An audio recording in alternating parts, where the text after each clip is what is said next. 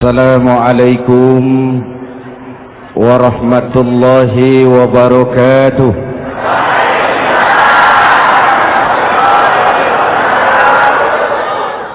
Alhamdulillah wassalatu wassalamu ala Rasulillah Sayyidina Muhammad ibn Abdullah wa ala alihi wa sahbihi wa mawala, amma ba'du. Saudara-saudara kaum muslimin di seluruh tanah air, hari-hari pada minggu akhir Ramadan kita bersama-sama menyaksikan sebuah fenomena tentang pindahnya kegiatan umat dari masjid ke pasar, dari masjid ke terminal, dari masjid ke stasiun, dari masjid ke bandara. Apa boleh buat, itulah wajah kita. Bahwa lebaran artinya mudik, bahwa lebaran artinya baju baru dan makanan. Lebaran berbeda dengan Idul Fitri. Lebaran adalah tradisi yang setiap kita boleh ikutan. Siapa saja boleh ikut lebaran, tapi tidak tiap orang bisa merayakan Idul Fitri. Mau puasa atau tidak puasa, boleh lebaran. Tidak dilarang sama petugas keamanan. Mau ibadah Ramadan atau tidak melaksanakan ibadah Ramadan, boleh ikut lebaran. Tapi tidak berarti merayakan Idul Fitri, karena selalu ada kos dari apa saja yang kita lakukan. Saya mau cerita, mau dengar nggak? Ada dokter gigi, dokter baru. Satu sore praktek, pasiennya 4 orang nunggu duduk jejeran. Dipanggil pasien pertama, diperiksa, berlubang giginya, dicabut tanpa dibius. Namanya dokter baru. Pasien ini teriak, aduh sakit dok, tidak kuat, sakit. Teriakannya keras sekali. Pasien yang 3 orang yang nunggu gemeter, lari semua. Selesai dicabut, diobati, selesai, tanya, sudah selesai dok? Sudah mas. Berapa biayanya? 200.000. Loh, biasanya kan 50.000, kok 200.000? Biasanya sih memang 50.000, tapi siapa suruh kau teriak? Yang 3 lari.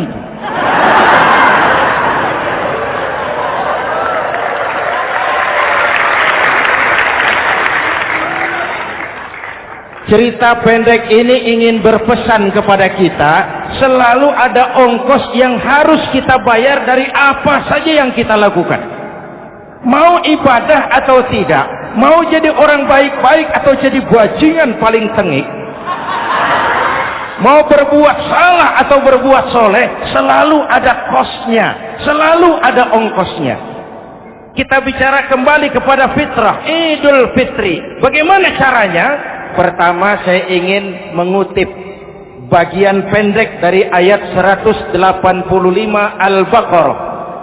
Walitukmilul iddata walitukabbirullaha ala ma hadakum wa la'allakum tashkurun. Ada 4 hal dari cuplikan ayat pendek ini. Pertama, walitukmilul iddata, hendaknya engkau sempurnakan jumlah bilangan hari puasamu. Berpuasa sebulan penuh. Sebulan penuh itu bisa 29, bisa 30. Pak, kalau beda pendapat bagaimana? Ada yang lebaran tanggal 5, ada yang lebaran tanggal 6. Hadirin, bagi yang punya kemampuan berijtihad, silahkan melakukan ru'yatul hilal. Bagi yang tidak, lebih aman ikut pesan Nabi. Apa pesan Nabi? Fa iza ikhtalaftum fa 'alaikum bis-sawadil a'zam ma'al haqqi wa ahlihi. Kalau kamu berbeda pendapat, ikut golongan terbanyak yang benar dan ahlinya. Jadi walaupun banyak, kalau tidak benar dan bukan ahlinya, nggak usah ikutin. Banyak benar dan ahlinya. Contoh, 100 insinyur berbeda pendapat dengan 10 kiai tentang doa kunut. Yang diikuti pasti 10 kiai, bukan 100 insinyur. Betul? Atau sebaliknya, 10 insinyur berbeda dengan 100 kiai tentang konstruksi jembatan. Yang diikuti tentu 10 insinyur, benar dan ahlinya. Maka yang paling aman, kita punya Departemen Agama. Departemen Agama punya ahli dari MUI, dari Nahdlatul Ulama, dari Muhammadiyah, dari Al-Wasliyah, dari Syarikat Islam, dikumpulkan melakukan ru'yatul hilal. Yang paling aman, dengeri saja pengumuman Departemen Agama.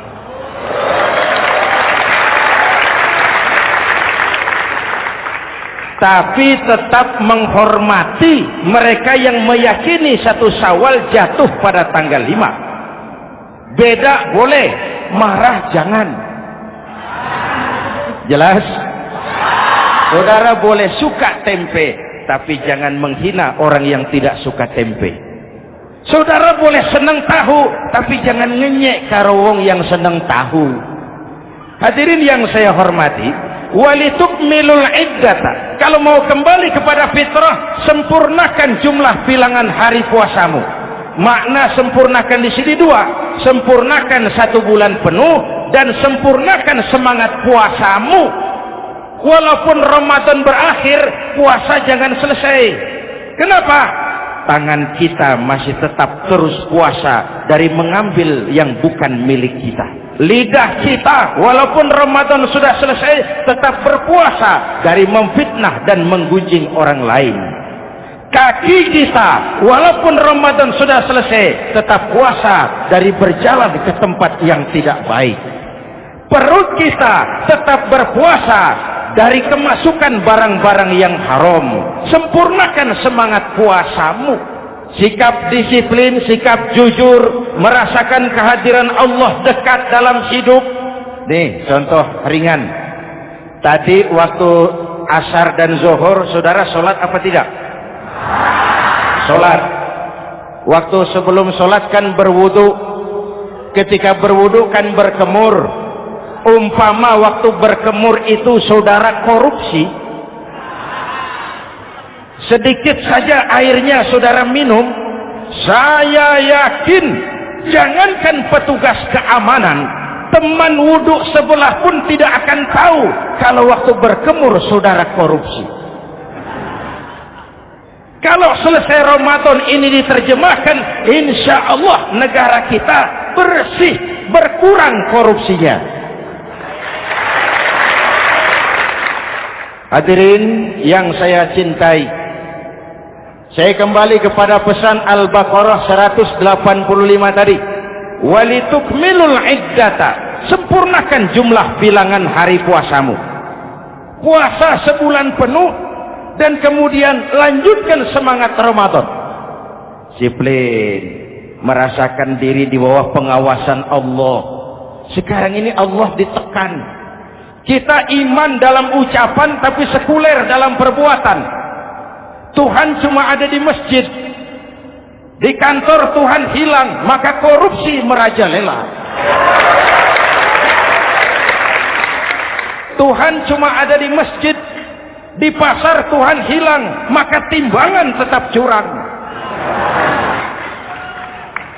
Iman dalam ucapan tapi sekuler dalam perbuatan. Kalau jiwa dan semangat Ramadan kita bisa terapkan, insya Allah korupsi akan berkurang.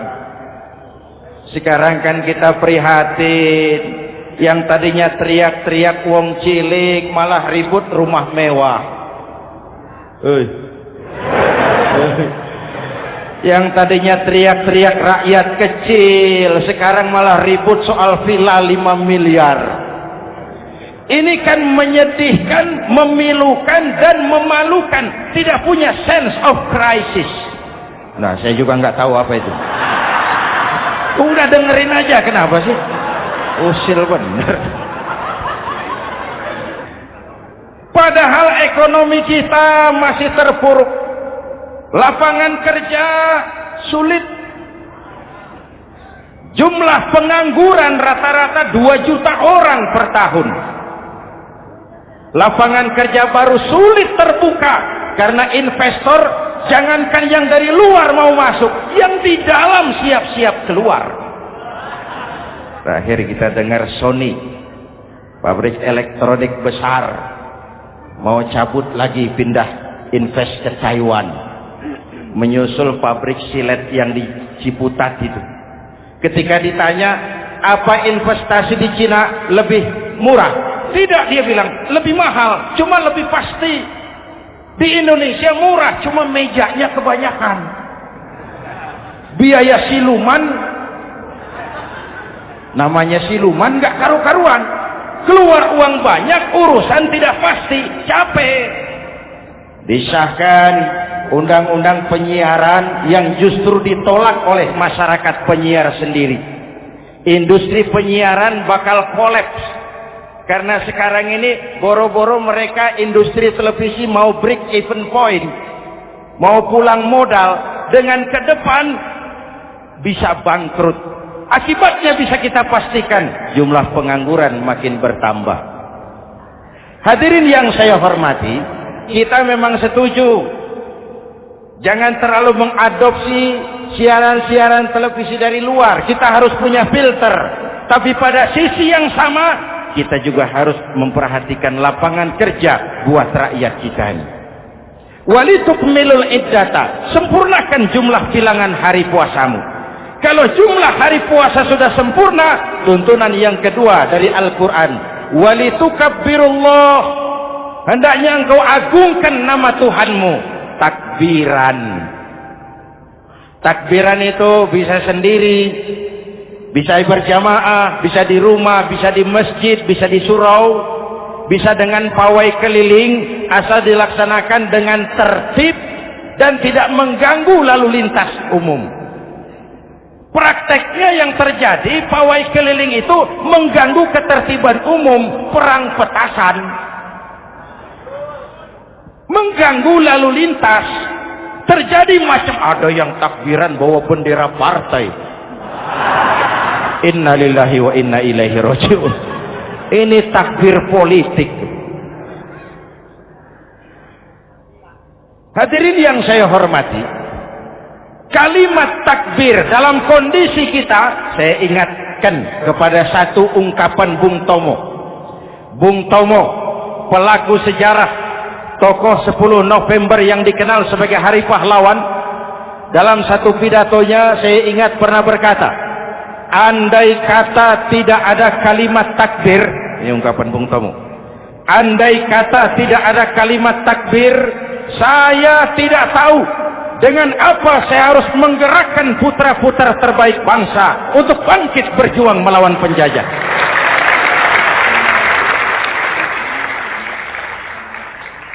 Ketika Allahu Akbar, itu londo kelihatannya kecil, meriam nggak meleduk.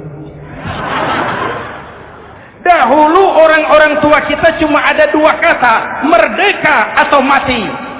Tidak berpikir nanti kalau menang dan merdeka saya jadi wali kota di mana.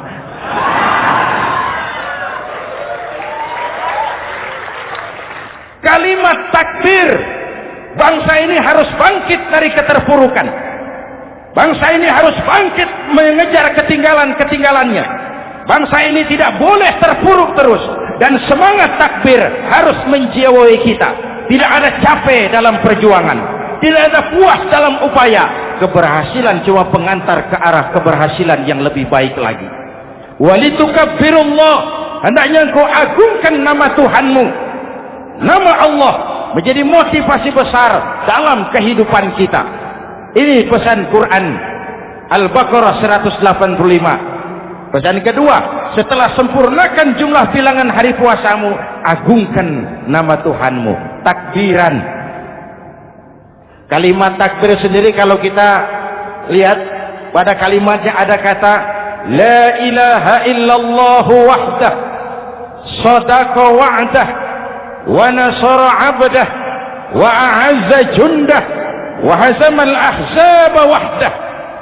Tidak ada Tuhan selain Allah, esa, tidak beranak, tidak diperanakan, wahdah, tidak bisa diumpamakan dengan apapun. Sadaqa wa'dah, Allah yang maha menepati janjinya. Wa nasara 'abdah, Allah yang maha menolong hambanya. Kalau bukan kebesaran Allah, berat berjuang Ramadan ini melawan musuh yang tidak nyata. Puasa itu kalau olahraga golep. Benar Pak, kalau tinju lawannya kelihatan. Betul. Sepak bola musuh kelihatan. Bulu tangkis kelihatan. Golf siapa musuhnya? Itulah puasa, menghadapi musuh yang tidak kelihatan. Itu lebih berat daripada perjuangan mengangkat senjata, lebih berat daripada berjuang mengorbankan harta. Tapi kalau di bulan Ramadan saja Rasulullah menang dalam perang Badar, itu harus jadi sumber motivasi. Dengan kalimat takbir, dengan keagungan Allah, bangsa Indonesia harus bangkit dari keterpurukan. Ibu bapak hadirin yang saya hormati, jadi bukan akhir Ramadan lalu sibuk beli baju. Boleh, tapi bukan itu yang utama. Laisal id bilibasin jadid, walakinnal id bita'atin yazid. Idul Fitri bukan pakaian baru. Idul Fitri adalah ketaatan yang meningkat, yang telah ditempa, digojlok, digembleng oleh Ramadan. Jadi kalau Ramadan rajin baca Quran, lalu selesai Ramadan sayonara Quran, latihan tidak berhasil. Ramadan rajin ke masjid, selesai Ramadan selesailah ke masjid. Awal Ramadan full house sampai ke halaman, akhir Ramadan cuma imam berdua tikar. Masjid kembali senyap, padahal masjid adalah pusat kegiatan umat. Saudara lihat dari sejarah, ketika hijrah ke Madinah, Rasul singgah di Kuba. Apa yang beliau lakukan? Membangun masjid. Ketika sampai di Madinah, kesibukan pertama beliau apa? Mencari rumah dinas? Bukan. Kesibukan pertama beliau mencari lokasi di mana membangun masjid. Isra dan Mi'raj, perjalanan besar dimulai dari masjid ke masjid. Ini indikasi masjid memang merupakan pusat kegiatan umat. Umat Islam dengan masjid seperti ikan dengan air, tidak boleh pisah. Ada ikan yang tidak betah di air? Ada. Ikan mau modar. Kalau umat sudah mulai menjauhi masjid, jiwanya yang akan mati. Kalau jiwanya mati, jasadnya masih hidup, itu namanya bangkai berjalan. Walitukabbirullah, engkau agungkan nama Tuhanmu, takbiran. Setelah berjuang penuh membina takwa, mengharap ridho, mengendalikan nafsu. Ingat loh, puasa itu bukan menghilangkan nafsu, mengendalikan, menempatkan pada tempatnya. Manusia tanpa nafsu bukan manusia, tapi manusia yang disetir nafsu turun jadi binatang, bahkan lebih rendah daripada binatang. Puasa ini menempatkan nafsu di tempatnya. Hai laki-laki, kamu nafsu sama perempuan? Betul Pak. Perempuan suka laki-laki? Betul Pak. Boleh lewat sini, lewat pintu yang disebut nikah. Ini nafsu disalurkan lewat pintu yang disebut nikah. Jangan seperti ayam kawin tiap malam, nikah tidak mau.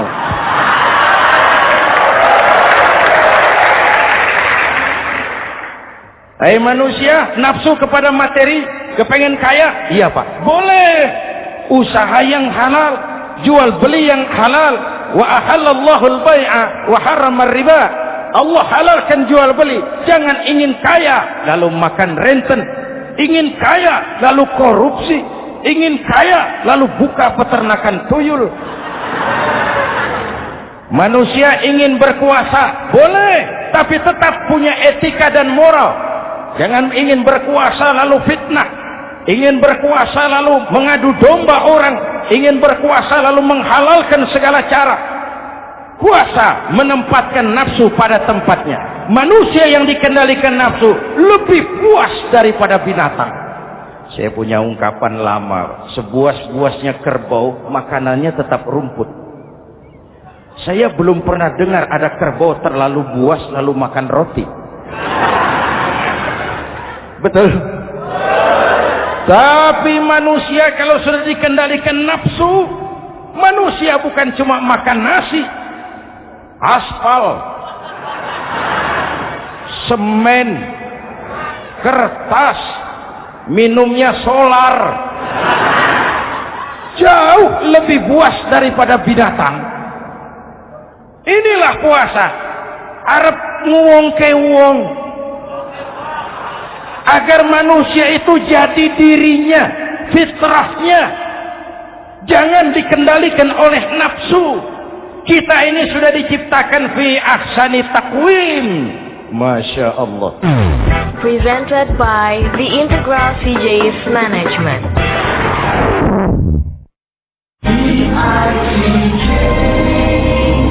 Hadirin, yang ketiga pesan Al-Baqarah 185 tadi. Setelah sempurna jumlah bilangan hari puasa, lalu mengumandangkan takbir, membayar zakat fitrah. Kenapa itu kita lakukan? Mengagungkan nama Allah. Ala ma hadakum. Agungkan nama Allah yang telah memberikan hidayahnya kepadamu. Masya Allah nih, hidayah. Kita bersyukur. Hidayah ini hak prerogatif Allah. Diberikan kepada siapa saja yang dikehendaki oleh Allah. Kita bisa lihat dalam sejarah. Ada anak Nabi tidak mendapat hidayah, tidak terpanggil mengikuti kebenaran yang disampaikan oleh bapaknya. Namanya Kan'an, putra Nabi Nuh. Ada ayah Nabi bernama Azar, ayah Nabi Ibrahim.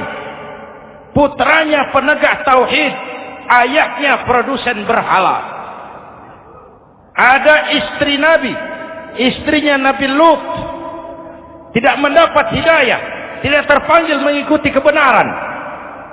Lalu Abu Jahal, Abu Lahab, paman Nabi, melihat Nabi, menyaksikan mukjizat, mendengar wahyu, melihat tutur kata Nabi, hidayah tidak datang kepada dia, maka mereka tidak terpanggil mengikuti kebenaran. Kita alhamdulillah keponakan Nabi saja bukan, mendapat yang namanya hidayah ini harus kita pelihara, kita jaga baik-baik, karena ini merupakan hak prerogatif Allah. Yahdi man yasha, diberikan kepada siapa saja yang dikehendakinya. Hadirin, sembari kita mengambil pelajaran tentang Kan'an yang tidak dapat, putra Nabi Nuh. Ini saya ngambil bagian cerita sejarah. Masih mau dengar? Nabi Nuh diberi umur 950 tahun. Berdakwah sepanjang hidup. 800 tahun beliau dakwah. Dapat pengikut tidak lebih 80 orang. Rata-rata 10 tahun satu.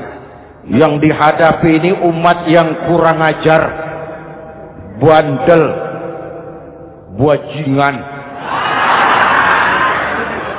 tengik.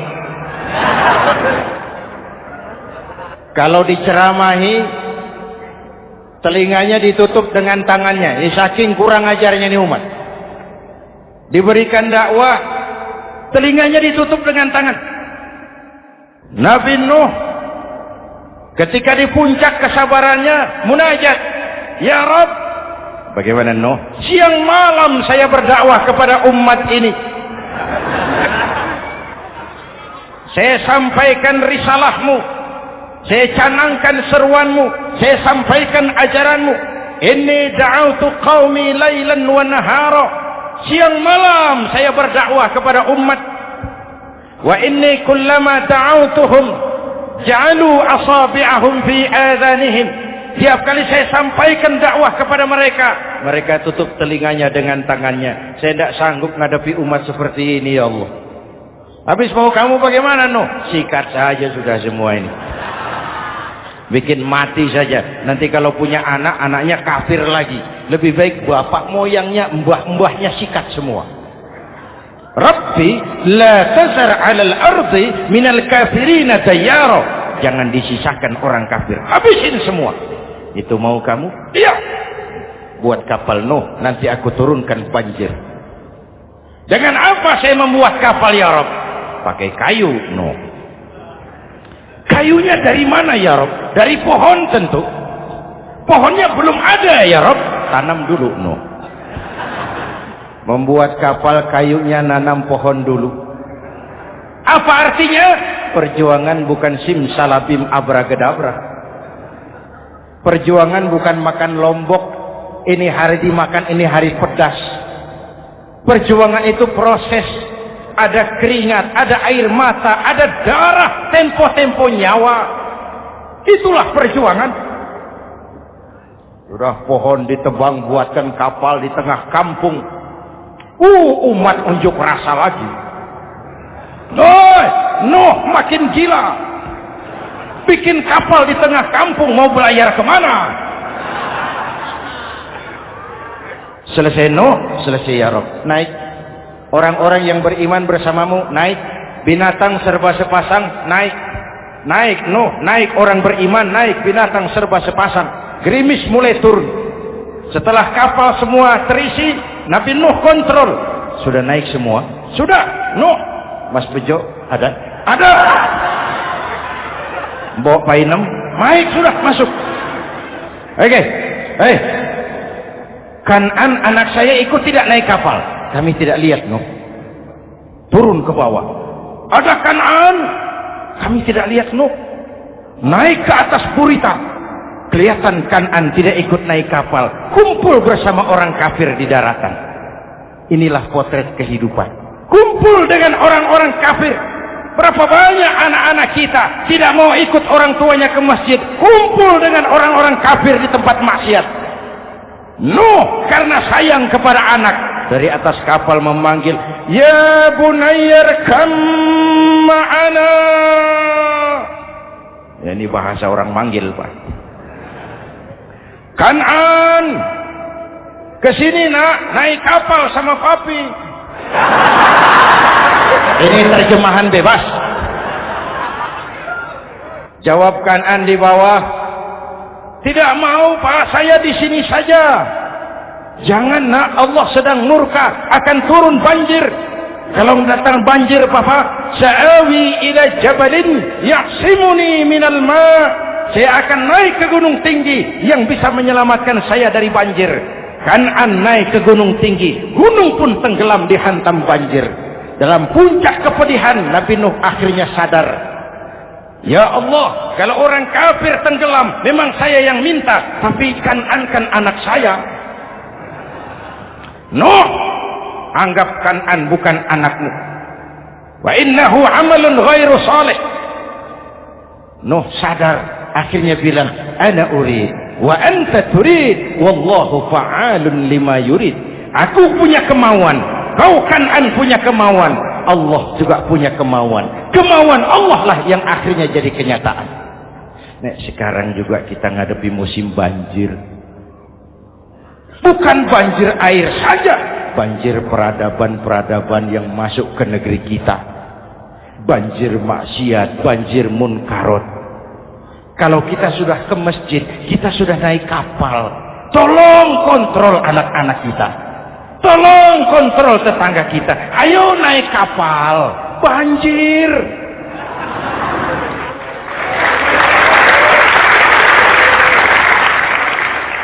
Ditutup ayat ini dengan wala'allakum tashkurun.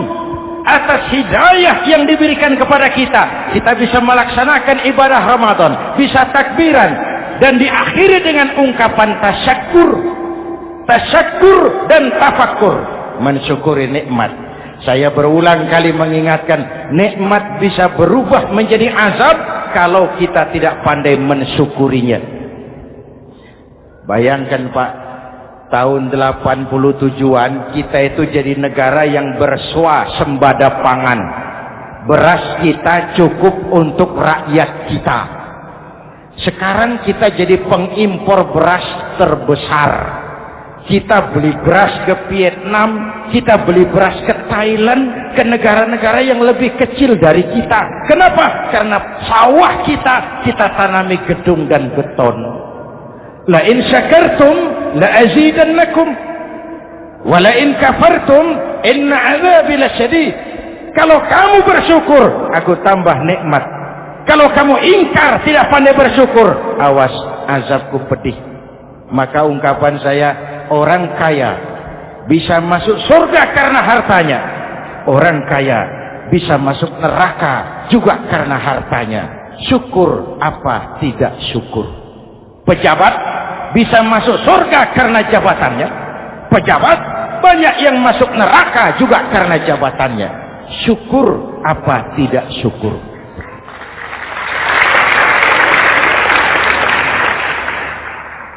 Orang alim, kiai bisa masuk surga karena ilmunya. Orang alim pun bisa masuk neraka lebih dulu dari penyembah berhala juga karena ilmunya. Syukur apa tidak syukur? Kasih jabatan sebagai pemimpin lalu menyadari sayyidul qaumi khadimuhum. Pemimpin suatu umat adalah pelayan bagi umat itu. Pelayan harus melayani, bukan minta dilayani. Selama ini kita memandang jabatan itu jalan pintas menuju kaya. Jabatan itu artinya kekuasaan dan fasilitas. Maka yang lahir rampok-rampok baru.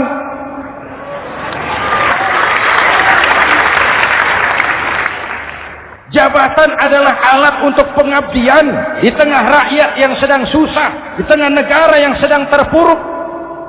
Kita memerlukan pemimpin-pemimpin yang sadar sayyidul qaumi khadimuhum. Pemimpin suatu kaum adalah pelayan bagi kaum itu sendiri.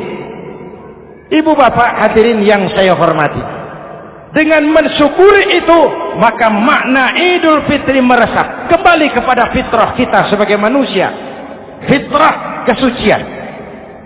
Secara sederhana orang gambarkan kembali kepada fitrah seperti bayi baru dilahirkan oleh ibunya. Bersih, suci, tanpa dosa, lantaran sudah dibersihkan oleh ibadah Ramadan. Tapi para ulama khalaf ada yang mengartikan fitrah itu kecenderungan kepada kebajikan. Kecenderungan kepada kebaikan, itu juga fitrah. Kembali kepada fitrah manusia, kecenderungan untuk berbuat baik. Kita lahir bayi, tidak punya dosa, betul?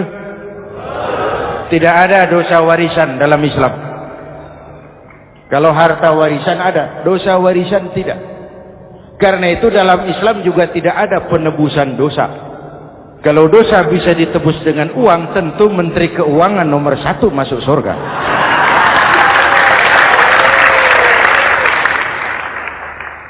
Dosa dalam Islam ditebus dengan taubat, langsung kepada Allah, sonder calo. Hadirin yang saya hormati, kembali kepada fitrah seperti bayi baru dilahirkan oleh ibunya. Bersih, tidak punya dosa kepada Allah lantaran sudah dibersihkan oleh ibadah Ramadan. Soalnya kemudian kita kan tidak hanya bersalah kepada Allah, kita ini juga bergaul dengan sesama manusia. Betul? Sebuah hadis, sahabat ditanya oleh Rasul, "Atadruna manil muflis?" Saudara-saudara, tahu kamu siapa orang yang bangkrut? Oh Rasul, orang bangkrut yang tidak punya uang, orang bangkrut yang tidak punya harta. Salah, kata Rasul. Innal muflisa min ummati, yang bangkrut dari golongan umatku, yang besok di hari kiamat datang menghadap Allah dengan membawa pahala solat, membawa pahala zakat, membawa pahala haji, membawa pahala sedekah pada satu pihak. Sementara pada sisi yang lain sebelah kiri, orang ini juga datang membawa kesalahan karena pernah mencaci maki orang, pernah memfitnah orang, pernah memakan harta orang dengan cara yang zalim. Satu sisi bawa kebajikan, sisi lain bawa kesalahan. Kalau ini yang terjadi, bagaimana nasib kita, kata Nabi? Tuhan, ini pahala solat saya, ini solat yang wajib, ini yang sunnah, rawatibnya, nawafilnya. Datang orang, sebentar Tuhan, apa? Dia memang rajin solat, tapi saya pernah dicaci maki. Hancur nama saya, remuk hati saya. Di dunia saya tidak bisa membalas karena dia lebih berkuasa. Sekarang saya menuntut keadilan. Betul? Ya Tuhan, sini pahala solatmu, kasih orang yang kau caci maki. Tuhan, ini pahala puasa saya, yang wajib Ramadannya, sunnah 6 hari Syawalnya, Senin Kemisnya. Ini Tuhan. Datang lagi, sebentar Tuhan. Kenapa? Dia memang rajin puasa, tapi saya pernah difitnah tanpa benar, dicorengkan arang ke dahi, hancur nama saya karenanya. Saya menuntut keadilan karena di dunia waktu itu cuma banyak pengadilan, tapi tidak ada keadilan. Benar? Benar. Pahala solatmu kasih orang yang kau fitnah. Tuhan, ini pahala zakat saya. Datang lagi, Tuhan, dia memang suka zakat, tapi korupsinya lebih besar dari zakatnya. Untuk keadilan, sini pahala zakatmu kasih. Kalau habis pahala kebaikan, orang yang menuntut masih banyak, diambillah dosa orang yang kita sakiti, diberikan kepada kita. Pahala dipreteli, dosa diberikan. Apa enggak bangkrut? Ibarat orang dagang, modal habis, tagihan hutang datang terus. Kenapa? Orang ini cuma baik hubungannya kepada Allah, tapi tidak baik hubungannya dengan sesama manusia. Karena itu, dalam konteks dengan fitrah, manusia makhluk yang fitrah. Apa fitrah itu? Pertama, manusia makhluk yang bertuhan. Itu fitrah. Mengingkari Tuhan, mengingkari fitrah. Yang kedua, manusia makhluk sosial, zon politikan. Itu fitrah. Kita tidak bisa hidup sendiri. Betapa dan siapapun kita memerlukan yang lain. Maka nuansa Ramadan intinya adalah silaturahmi. Nuansa Idul Fitri silaturahmi antar sesama kita. Ada baiknya saya ingatkan lagi sebuah hadis. Masih mau dengar? Selesai sholat Id, sahabat mendengar Rasul mengucapkan amin 3 kali. Amin, amin, amin. Ya Rasul, ada apa? Tadi turun Jibril selesai sholat, mau berdoa. Muhammad, aku mau mohon kepada Allah, mau kau aminkan? Silahkan Jibril. Jibril doa, Rasul amin. Doanya 3 macam permohonan, maka Rasul 3 kali mengucapkan amin. Kalau sudah Jibril yang doa, Rasul yang amin, apa ya doanya ditolak? Apa isi doanya? Yang pertama, ya Allah, doa malaikat Jibril, hari ini 1 Syawal, waktu itu doanya, saya mohon kepadamu, jangan engkau terima puasa dan ibadahnya anak yang durhaka kepada ibu bapaknya. Rasul mengucapkan amin. Renungan buat kita. Itu sebabnya barangkali sesibuk-sibuk di Jakarta masih mau mudik nemui orang tua. Yang kedua, ya Rabb, saya mohon kepadamu, jangan engkau terima puasa dan ibadahnya istri yang durhaka kepada suaminya. Amin. Kedengaran, Bu? Ada ibu-ibu tanya, Pak, kalau suami yang durhaka sama istrinya bagaimana? Hadisnya tidak menjelaskan itu, Bu.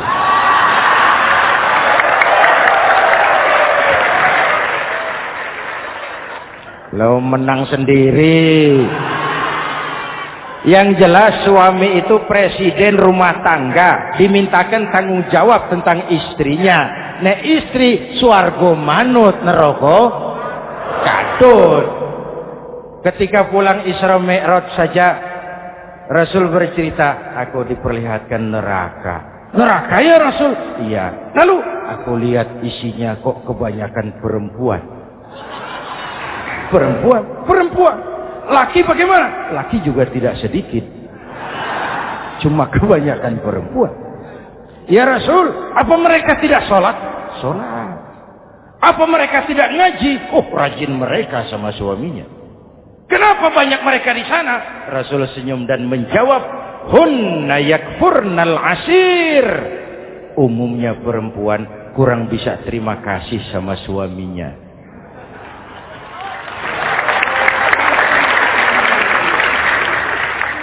Ini penyakit turunan. Oi, ngaku oi. Lalu yang ketiga, ya Allah, hari ini saya mohon kepadamu, jangan engkau terima puasa dan ibadahnya muslim yang tidak mau memaafkan sesama saudaranya muslim. Memaafkan lebih berat daripada meminta maaf, tapi memberi maaf lebih mulia daripada meminta maaf. Inilah nuansa mengembalikan semangat saling menghargai, saling mencintai, keutuhan, kerukunan, dan kedamaian. Sudah capek kita rakyat dengan konflik. Sudah capek kita dengan mengedepankan perbedaan dan bukan persamaan. Sudah waktunya kita berbeda tapi tetap bergandengan, tetap bersama menyongsong hari esok yang lebih baik. Mintalah ridho ibu bapak, suami kepada istri, istri kepada suami, dan memaafkan sesama saudara muslim sehingga kita benar-benar kembali kepada fitrah.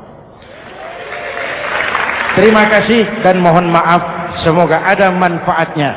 Usikum wa nafsi bitaqwallah. Wassalamualaikum warahmatullahi wabarakatuh.